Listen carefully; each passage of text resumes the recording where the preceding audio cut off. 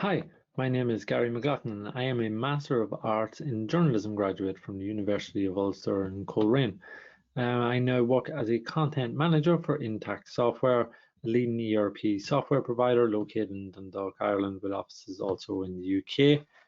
For the last 8 years, I was in New York City, where I first worked as a managing producer for Haymarket Media before becoming a senior manager of digital content working with New York Roadrunners, the organization which puts on the New York City Marathon. So, today we are going to be talking about creating relevant and engaging content with a limited budget. And just turns out that I'm going to be a one-man band doing this presentation and going between slides and webcams and web pages. So it's pretty relevant topic for today's discussion, being a one-man band in this content creation world.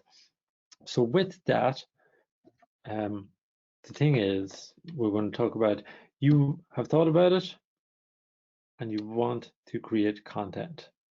You could be a blogger looking to share stories. You could be an aspiring chef looking to share sumptuous recipes to the wider world.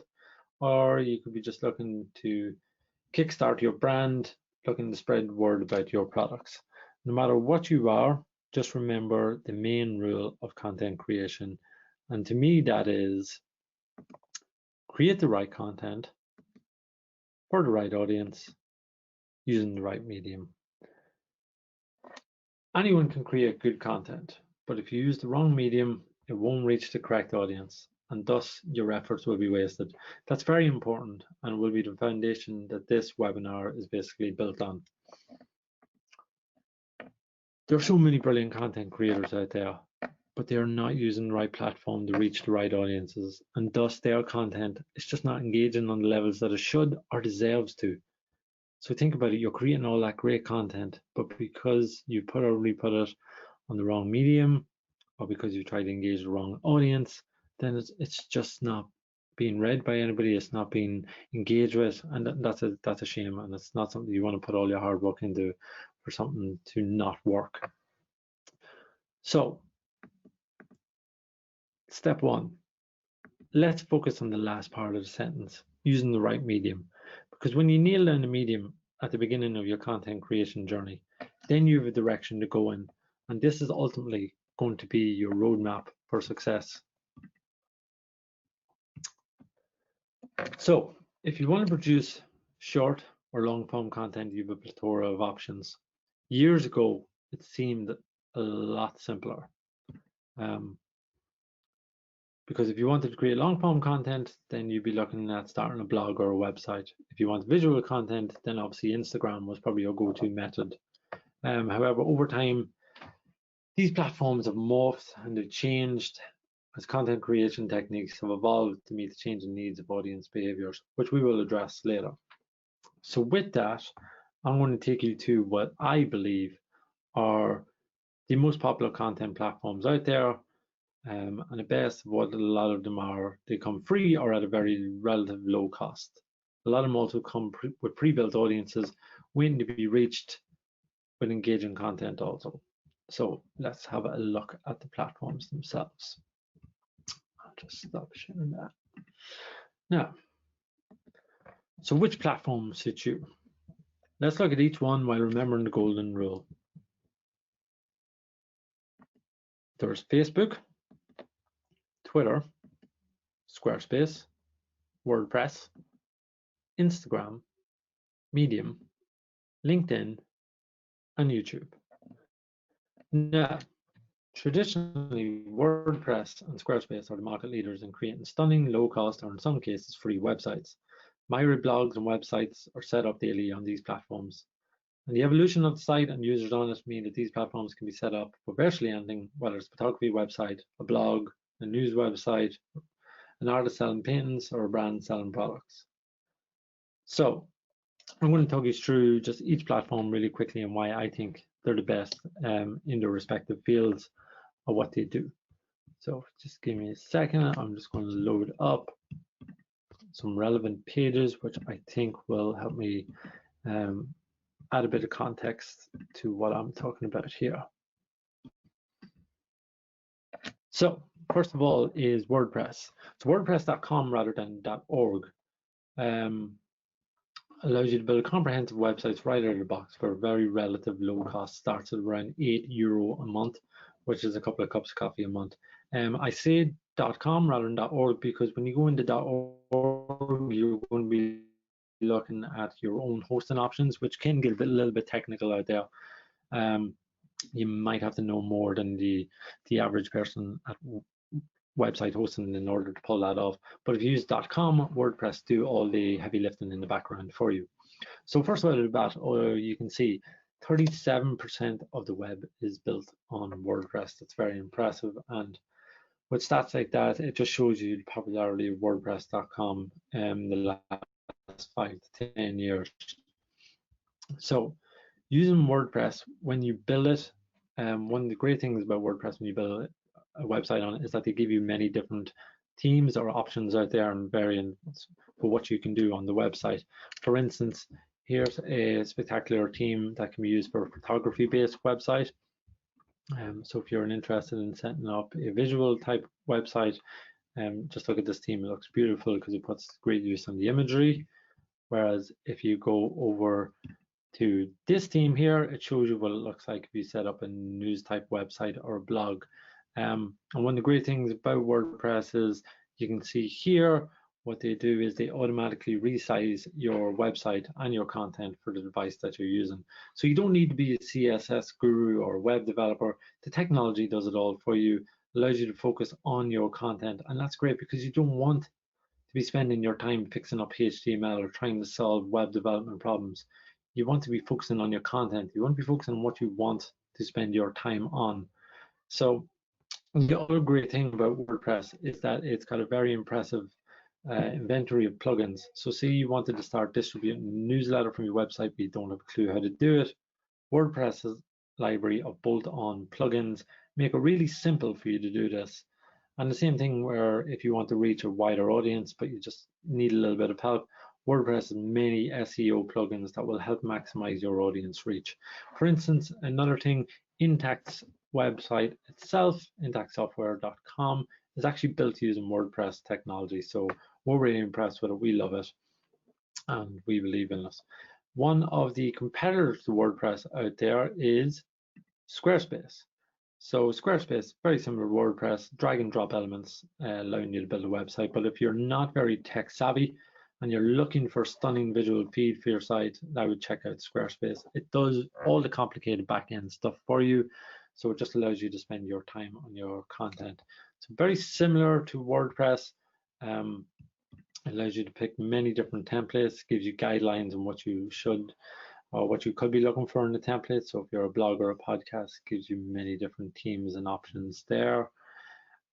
So if I had to differentiate between the two, I would say WordPress is a bit more comprehensive. Squarespace seems a lot simpler at times, depending on how much you want your website to do. On the Squarespace site, they have helpful walkthrough guides as well for you when you look at these templates.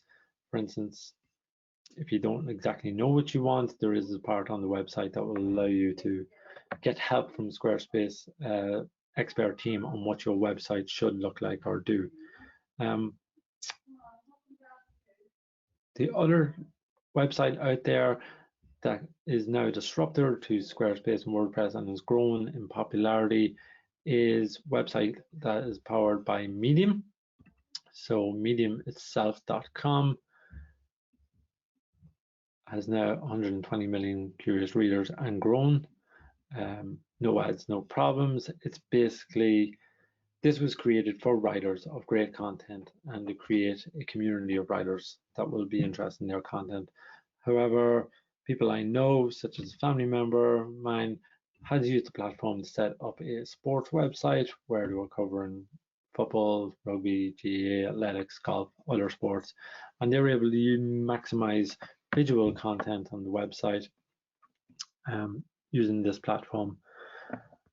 So it was established as a blogging software, but it can be created to create new sites and new platforms. And again, it's very simplistic. It does a lot of the work for you. It's really helpful in that aspect. So it's another competitor to WordPress and Squarespace, the latter two of which are the market leaders in the field. So with that, I'll just share my screen. So with that, as I said, once if you don't want a website, thankfully you're in the golden age of content creation, whereas WordPress and Squarespace would be standard bearers of website-based content portals. Let's not forget the biggest driving force in engaging content these days, and obviously that's social media. Many people, many brands are reaching huge audiences these days using just social media. Again, it all goes back to that golden rule. They're creating the right content for the right audience using the right medium. So with that, let me pull up a case study that I want to share with you all. I'll just put it up on my computer here. So, case study example that I want to share of someone who's using the right platform to use the right audiences. And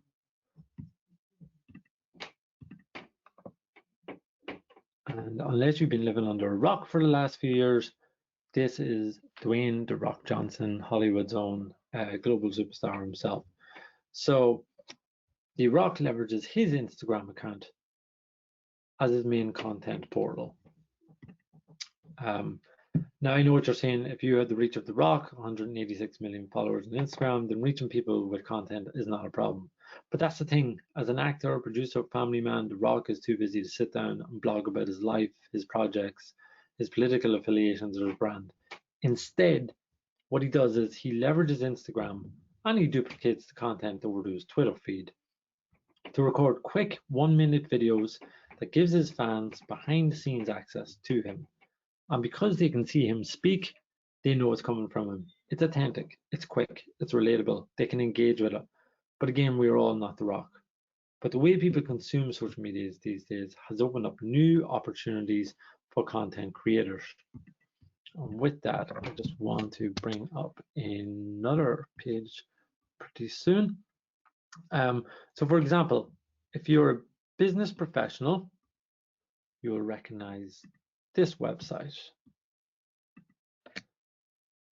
This is LinkedIn. So you want to share expertise, you want to share business advice, knowledge share, but you also want to open yourself up to an engaged audience that is hungry for this type of content. Suddenly LinkedIn becomes more than a job seeking website. So with LinkedIn, you suddenly go here, and as you can see, instead of writing a post, you have the option to write an article. As you can see, you enter your headline here, you enter your text, your images, your videos, etc. And then with some networking on this website, using relevant hashtags and pushing your content to the right groups, your piece of content then can reach and engage an interested audience. I know what some people are saying, oh, I might not be sure of where to publish or what to start on LinkedIn. Thankfully, there are people out there who are willing to help and have already started turning content in to help other people who are looking to just get their content creation journey started. So here is an example of people. Tom here has started, right? He's wrote 50 articles on LinkedIn and he's sharing his top tips for people. So they're really good engaging ways on helping people on what you need to do if you wanted to start off on, say, LinkedIn. And we'll get into the other platforms now in a second.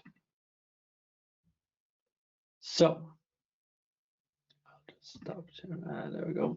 So going back to Instagram, which along with YouTube is the darling of influencers worldwide. Instagram was and still is predominantly a visual storytelling channel. Pictures speak 1,000 words. So if you're particularly good at visual composition or a photographer, then Instagram can become a really highly engaging, low-cost channel for you. But what about those pictures that need context? Thankfully, Instagram has curated an audience for that these days as well. And it's something that's really come to the forefront in the last 18 months, I would say. So this is caption influencers, or as the New York Times called them, the next generation of Instagram storytellers. In 2000 2019, the New York Times highlighted the next generation of Instagram storytellers, which they obviously dubbed the caption influencers. They call them champions of the long form post. These people are flourishing using one of the web's most compelling storytelling platforms. It said they're leveraging the app as a repository for uplifting confessions, mini essays, and speculative musings, and perhaps most compellingly, serialized memoirs in long form. So if you want to see the power of this and what it can do, I will just pull up an example, and that is Humans of New York. I'm not sure how many people recognize what Humans of New York is, but the account captures people of New York City one story at a time. And what it does is it meshes long form captions with images, all at an extremely low cost. So how does Humans of New York do that? Well, it does so using a smartphone camera, does using a voice recorder for documenting the person's story. Optional is they use a photography app if they want to add extra effects. And what they do then is they upload the content to Instagram. So your only cost there is your smartphone. So that just shows you, and I'll go to Humans of New York and show you the type of content that it creates. It's really low cost, it's really engaging, got a massive following, massive audience. So what it does is it takes a picture of someone in New York and then it starts going through their personal story in long form. And again, it's a superb way of creating stories at a really low cost. So I'm conscious of time at the moment. So what I'll do is,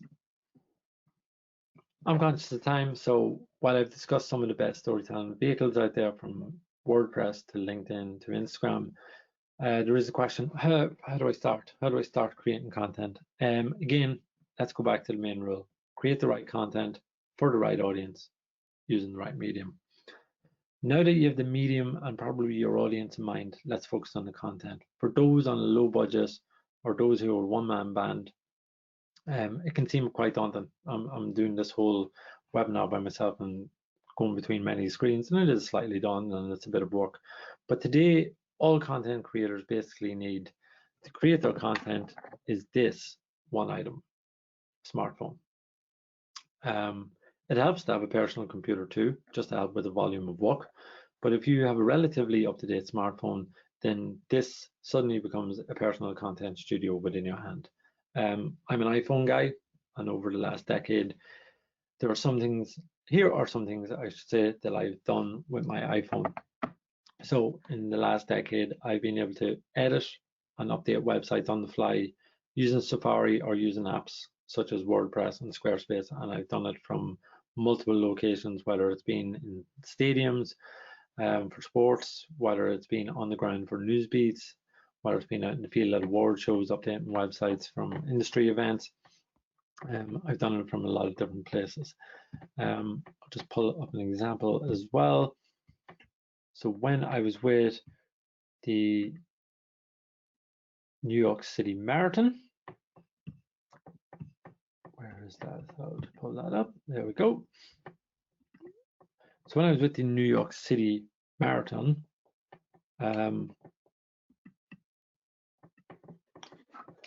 I was able to shoot photos and videos of finishers coming over the finish line in real time for the TCS New York City Marathon 2019. At this race, we had 54,000 finishers on the day. We live blogged the whole event, which can be seen on this webpage here, 2019 TCS New York City Marathon live blog. We covered the whole event. We covered it basically using iPhones. We people out, like there's one of my shots from the finish line of people finishing. There's a guy coming over the finish line there. Multiple photos of finishers, spectators, cheerleaders, etc. And that was all shot using an iPhone and from having my iPhone out in the field. It was as simple as that. As well as that, I've interviewed world-class sports stars, politicians, business people, all using my iPhone, whether in person or using third-party software such as Skype for Business or Microsoft Teams. I've been able to update social media accounts of brands using apps on my phone. And along with this, if you use the hardware of your smartphone, it's always packed with a camera. Always good cameras come on these smartphones, so they really help you out. But then the software within the phones as well always comes with video and editing software that can get the job done. So for instance, here is something that I did with a Brooklyn Running Club in 2019 ahead of the 2019 popular Brooklyn Half Marathon, which has 25,000 runners in it. We went out to Brooklyn, we got with one of the local clubs, we shot this run on smartphone. And basically it was just me running alongside a local running group using a stabilizer and an iPhone. And then I used the iPhone video editing software afterwards. I was able to produce a pretty good video at low cost. No cost came into it at all. And what we did was we integrated this onto our main website, and it got a lot of views on the main website. Is one of my favorite races. It's exciting to have everyone in your backyard. I mean, that's a park that I run pretty frequently, and it's amazing to share that with all these runners from across the city and even outside. Yeah, so that was something that I did with iPhone. Basically, as I said, there was no costs involved there really. So thankfully, you've got a content studio in the palm of your hand. It's basically just up to you on how you want to use it. Now, just go into this. So now it's up to you. So you want to set up a website, that can take a bit more work, and a personal computer is, I would recommend for setting up a website. So you can use it full screen, and the dragging and dropping of a website builder obviously becomes a lot easier. But when you go to add content, the only things that you need are smartphone. You're able to take photos with your smartphone. You can download a website app on your smartphone, and you can write content on the fly. You can drop in photos, you can publish, you can edit. And obviously for those people who want extra things, I'm just going to pull up some things as well. For those who just maybe want to do a little bit extra, or maybe just have a little bit more budget to go that extra bit further. So for those who do have, oh, that just jumped over there. There we go. So this is something called a Samsung Professional Handheld Wireless System. And this is something that I've used for shooting interviews out in the field. Basically what you do is this microphone and this Bluetooth device. Basically the microphone becomes a wireless handheld microphone. The Bluetooth device hooks up to your iPhone. You can either do it through Bluetooth or USB. And basically what you do there is you've got your own personal handheld wireless system. It looks great for when you're out in the field. Makes your interviews look really professional, especially if you've got a person interviewing a member of the public or a politician or a prominent member of society, a sports star or something like that. They can be really good. For those people who looked at the New York City Marathon live blog software there a minute ago and were thinking, what was that? It was a platform called 24 Live Blog. Again, it was a pretty low cost app. And basically what it meant was when we downloaded that app, we had many people in the field. All they do is put their content into that app, and then it was up to me, who was sitting at a remote location, and I would publish which ones I wanted. The guys were able to upload the content all day, and I was able to publish which ones I thought were the best. And I was able to go out and shoot on the fly as well. So it's a really good piece of software. It really works when it comes to covering big live events. So if you wanted to go out there and cover big sports thing, political event, you wanted to cover protests or something else that's happening all around the world, it's really good piece of software. And again, it comes at a pretty relative low cost. So coming into final few slides now, coming up. Stop sharing that. So one last thing before we round up, and I can't emphasize how important this is. Fail to prepare, prepare to fail. Your content platform and your strategy will live or die depending on how you follow an editorial calendar. Pardon me. With one of these, You can plan for days, weeks, and the months ahead and consistently get into a content groove. It gives you a roadmap, it keeps you on track, and allows you to focus on what needs to be done, especially if you're new to this content game, and that's particularly important. Pardon me.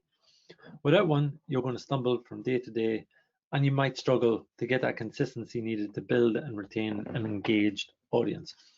Now, I know what you're saying. I'm brand new to this. I'm not really sure what you're talking about. What exactly is an editorial calendar? Thankfully, there are a lot of templates out there for people who don't really know what an editorial calendar entails, what they should look like. They don't have to be big, fancy things. They don't have to cost any money. Again, they're really simplistic. And here's an example of one that I'm using at the moment. Basically, your editorial calendar looks like this. You have your weeks, so 52 weeks in the year. You plan out each week. Are you going to have a specific theme that week?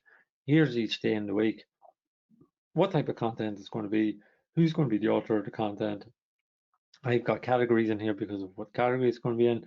And then obviously in here, it's going to be where's the publishing status? Is it uploaded? Do you need to edit it? You can see here, somebody missed a deadline. You can have it in different colors.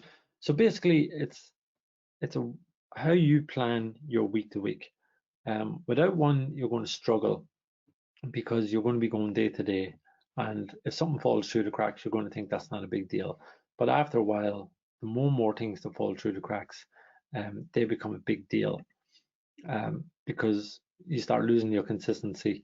You start not spending the right time on the right things, and that can become a danger.